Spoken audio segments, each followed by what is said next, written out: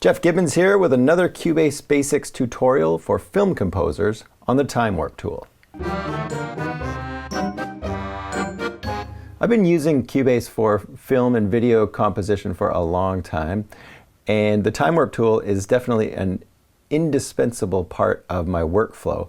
I like to make sure that all of my music is done to the click track. So what that means is I need to make the click track work with whatever is happening in the video. So what I will do is I will set up hit points in a marker track of these important moments where I need the music to wrap up by a certain point. And then what I can do with the Time Warp tool is I can take the bars and beats and stretch them or compress them so that they line up perfectly with the hit points. So I may choose two important hit points and say I need a chunk of music that goes exactly between these 2 points. I will start playing around with something, find a tempo that sort of works, and then I will push that tempo or pull out that tempo so that it lines up perfectly and musically makes sense to have, say, a 4-bar phrase or something like that that wraps up at exactly the right time.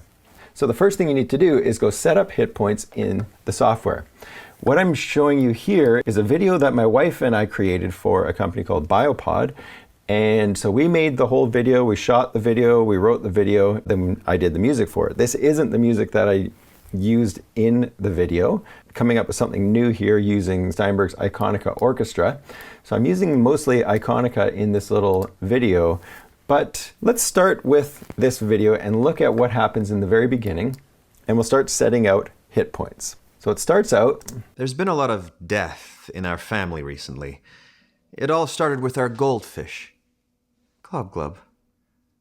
I came home one day to find him doing the backstroke. We paid our respects and gave him a proper burial. Yesterday when I was playing around with a new music idea, I came up with this little accordion thing.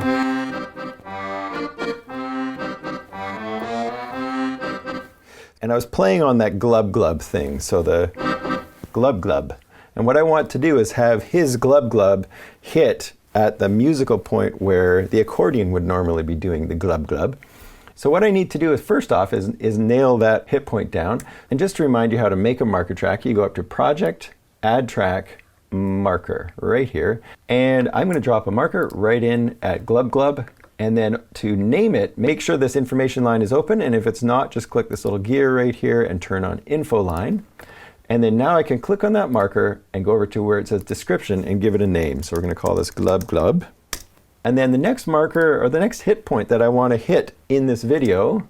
I came home one day to find him doing the backstroke. Is the bathroom. So I'm going to put another marker right here. So I want some kind of, this whole musical piece to kind of wrap up once we go to the new scene. So change of scene, change of music. And it might be a variation of the same music, but whatever. I just want it to change right there. So what I need to do is find that point. And because of the new edit mode in Cubase, which is brand new Cubase Pro 10, only in Cubase Pro 10, what I can do is turn on Use Video Follows Edit Mode. So I just have a key command, which is Shift E for that. So I press Shift E, I lose my regular project cursor, and what I can do now is grab this marker and move it, and as soon as I get to that point, the frames update as I move. So this new feature, I have a video on it as well. So now I can click on that marker right there and call this bathroom. There we go. So I've got 2 points. I know I want glub to work with the music. Glub. So I'm going to have my accordion kind of being at that tempo already. So that's going to be 1, 2, 3, 4. And you can see at the default tempo of 120 beats per minute, I'm already pretty close to that. Glub. So now I can right click for the Time Warp tool. And there's a couple things you need to know about the Time Warp tool. One is you drop in markers by clicking anywhere vertically this way along in your project. So I can click over top of an event and grab and move a bar. I can click in empty space and grab a bar, and I can grab individual beats. So you see what I'm doing. I'm just grabbing bars right now, and I am moving the tempo. As I move this marker point that I just dropped in, the tempo for this part is changing. So if I zoom in right there, you'll see what I mean. So I click there, and you can see that tempo. As I pull it out, it's getting slower, and as I push it in, it's getting faster. You just click and drag with the mouse anywhere to drop in a marker as long as your snap is on. You can also shift and click on top of a marker, and it will turn into a very tiny eraser. So now I can click and erase these little markers that I've dropped in. So that's the way to enter and get rid of markers. And then the other thing you need to understand is the way the time warp tool functions. And that leads us to something a little bit more complicated, which is this little button right here. And this idea that MIDI notes and sound effects and things like that can live according to beats per minute, or it can live according to minutes and seconds. So when you have any events that are put on a track and they are locked to a musical note or musical time base, this moment in time, this glub glub effect, is happening at bar 3, almost beat 4. Now that's not what we want, because if I change the tempo, glub glub, the marker, goes with it, but you see that it no longer lines up with glub glub, the sound effect, because glub glub, the sound effect, is locked to a moment in time. So when we enter markers in, we always want to make sure that this little button on my marker track is turned to the clock, which is linear time base, or which is minutes and seconds. So now watch what happens if I grab the time warp tool and I move a bar. You see that glub glub, the marker here, stays where it is. But the cool thing is, down here, this information, my note information, which I've already played in, if I go back, if I unmute this, watch what happens now. If I take the time warp tool and click and drag, you see that the notes stretch out. So things get slower as I pull to the right, and this information gets faster as I pull to the left here. So let's have a look. And if I stretch it out, okay, so this is how the time warp tool works. Now the other thing that I have clicked on the time warp tool is right now it says warp the grid and musical events follow. So that means anything with a musical time base is going to follow as I push and pull the tempo. So when I'm working on a chunk of music that I want to stretch or compress as I move with the time warp tool, I want to make sure that it's on musical time base, and I also want to make sure that warp grid is on musical events follow. What I would recommend is leave it on musical events follow, start warping your grid to match where you want your bars and beats to line up, and then play things to your click track that you've now set up. Let's have a listen to this. Let's take this bar 4. I need beat 2 of bar 4 to be where it says glub glub. So it's going to go like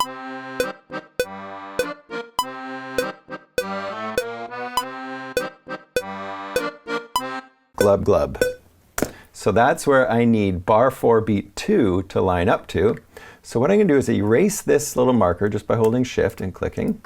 And then I grab bar 4 beat 2 and I'm going to pull it over so that it lines up with the word glub glub. And I can even zoom in a little bit right there if I want to get a little bit more specific. So there's the word glub glub.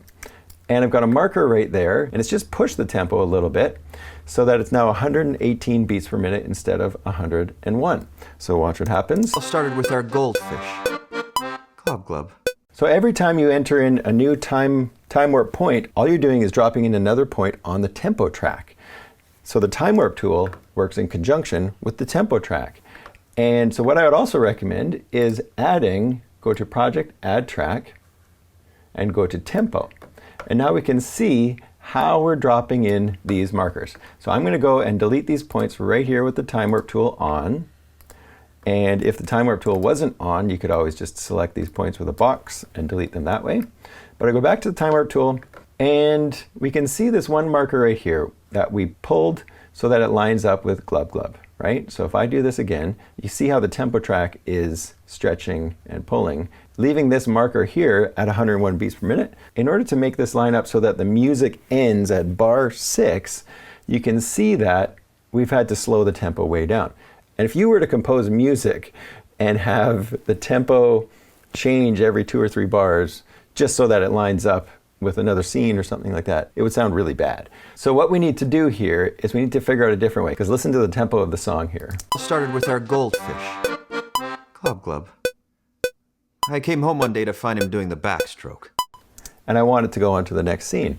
So Clearly I don't want to have a totally new musical idea for that bar and a half that is slower, so I need to figure out another way to keep my music going after the word glub glub, have it be at roughly the same tempo as the beginning, and then have it line up with the word bathroom. So these are all of these puzzles that you face as a film composer. What we need to do here is figure out a way to have this music continue after the word glub glub, but to not have to change the tempo so drastically. So let's just undo that last marker.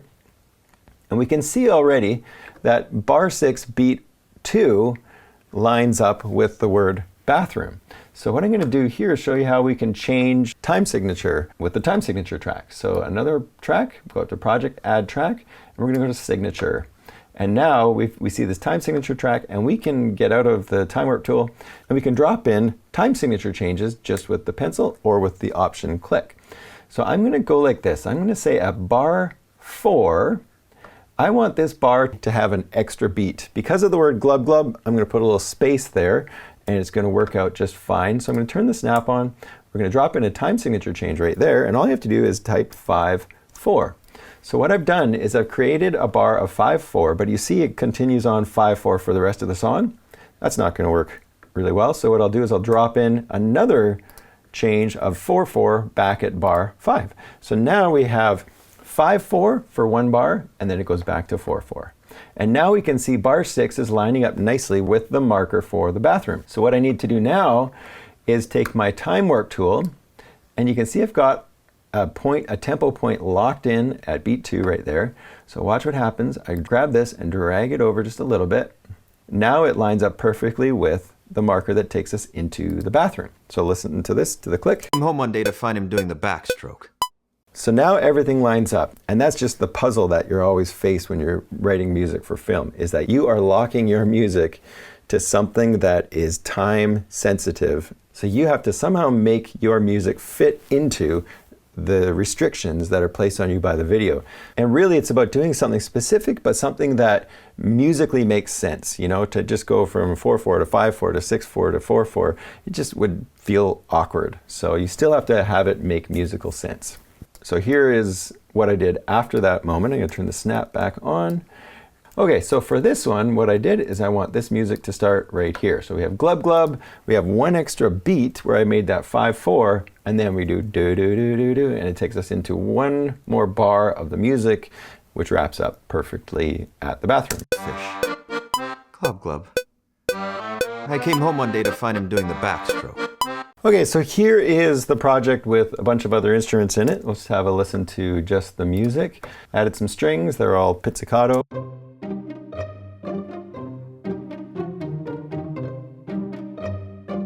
We got the accordion, a glockenspiel. Added some drums and a bassoon, or a contrabassoon, and a flute up top. So let's have a listen to all of them.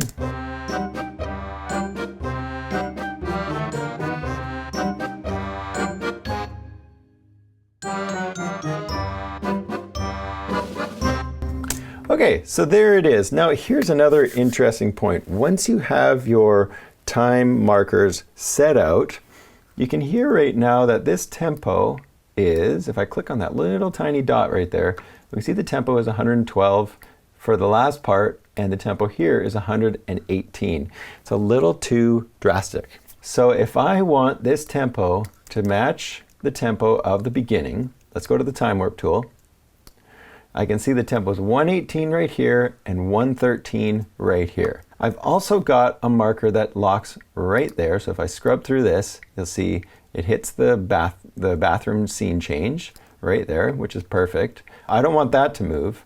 I just need to take the time warp tool and move where this music kicks back in. So here's the word glub glub. Glub glub.